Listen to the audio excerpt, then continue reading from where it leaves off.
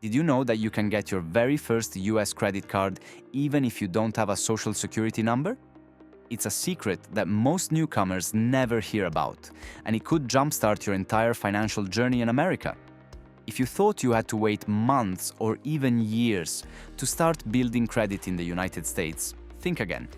Today, I'm exposing the step-by-step blueprint that I personally used as an immigrant to get approved for my first US credit card without an SSN. And by the end of this video, you'll learn all the strategies, insider tips, and the huge mistakes to avoid, so you can hold that shiny piece of plastic sooner than you ever thought possible. Hey everyone, welcome back to Moving to America, the channel where we break down the real-life experience of starting a life in the United States, one honest episode at a time. Whether you're still dreaming about moving, just landed here, or are trying to build your new life from scratch, you're in the right place. Today's topic is one that I wish someone had explained to me before I arrived: getting your very first US credit card, especially if you don't have a social security number yet. I'll show you realistic ways you can apply, the banks that are actually immigrant-friendly, and how to avoid the traps that could derail your credit before it even starts. Okay, let's begin at the beginning. Why is a credit card so important when you move to the US? Unlike many countries where cash or debit cards are king, here in America, almost everything is about your credit score. Renting apartments, buying a car, even some jobs, they might check your credit history. And here's the weirdest part: you technically need credit to build credit. But as a new arrival, you don't have a US credit history at all, and many banks will look at you like you're invisible. When I moved here, that's exactly what happened. I remember walking into a bank, documents in hand, thinking I'd just open a credit card like I did back home. The banker smiled politely, then asked for my social security number. I didn't have one yet. Then came the awkward moment: sorry, can't help you. That feeling of being shut out, of being told no, just when you're trying to get started, is probably something you'll face too. But don't give up, because there are ways to get in the door. Let's break it down.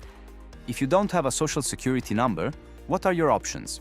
First, get familiar with something called the ITIN, or Individual Taxpayer Identification Number.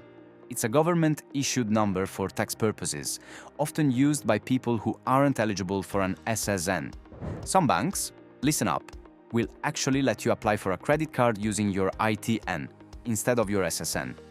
To get your ITN, you usually have to file a W-7 form with the IRS, often along with your first US tax return, but some international students and workers get it another way. Banks that currently accept ITNs for their credit card applications include Capital One and American Express. Not every branch worker knows this either, so be persistent and patient, and look for "Apply with ITN" written on their application forms. Online, sometimes the forms ask for SSN ITN. That's your window of opportunity. But what if you don't have an ITN yet? There are still paths. One powerful method is the use of newcomer programs. For example, banks like HSBC, TD Bank, and Chase have global transfer programs. If you banked with a branch of HSBC or TD in your home country, they can sometimes help you open a US account, and sometimes even a credit card, based on your foreign credit or banking history. Amex Global Transfer is another secret weapon. If you have an Amex card in your home country, you might qualify for an American Express card in the US, often with a soft check and without the need for SSN at the start. You'll still need to prove your identity and current address with documents like your passport, visa, I-94, and proof of US address, think utility bills or bank statement. Here's another strategy: secured cards.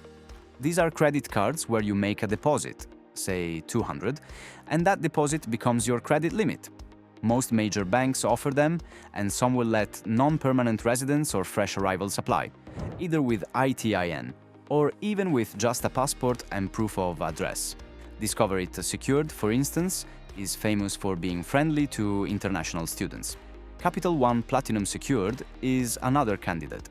A key thing to remember: when filling out your application, if you don't have an SSN, some banks will let you leave it blank or write da 0, but only if they explicitly say so in their instructions. Never guess or falsify any information.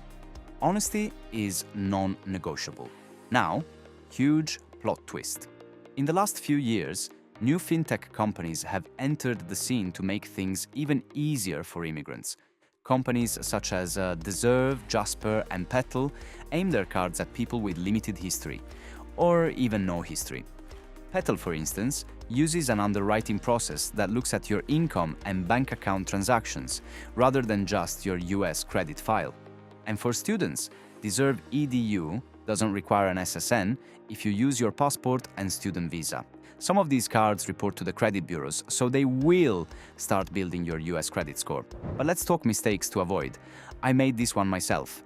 Do not rush to sign up for department store cards, gas cards, or guaranteed approval, shady websites that target newcomers. These cards usually have extremely high interest rates, hidden fees, or may not report to all three credit bureaus. You want to start your credit journey on the right foot, so chase quality, not just any approval. Here are a few quick tips to maximize your chances. 1. Prepare a strong application. Gather proof of identity, passport, visa, US entry record, your US address, proof of income, pay stub, offer letter, or even foreign income if the bank accepts it, and any connections to your home country banking. 2. Be ready to visit branches in person.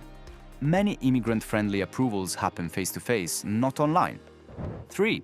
Start with a secured card if nothing else works, then upgrade later. 4. After your first card, use it responsibly. Pay on time, keep the balance low, and never miss a payment. Within 6 to 12 months, you'll start seeing offers for better cards. So, can you get a US credit card with no SSN? The answer is a conditional yes. With an ITIN, absolutely, with some effort and the right banks. Through global transfer programs or newcomer-friendly fintechs, you have more options than ever before. It takes patience and documentation, but if you stick with it, you'll build the financial foundation you need for everything else in America. Before you go, I want to know, has anyone tried getting a US credit card without an SSN?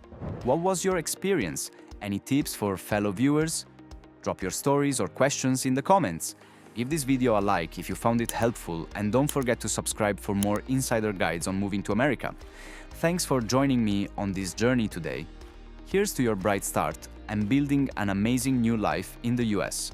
One credit card at a time. See you in the next episode. Thanks for watching. We hope you found this video helpful as you prepare for your move to the United States. If you found value in the information and advice provided, please consider supporting the podcast on Patreon. Your donations will allow us to continue creating new episodes and videos to help even more people with their relocation to America. Just visit patreon.com/movingtotheus to sign up. Until next time, best of luck with your move.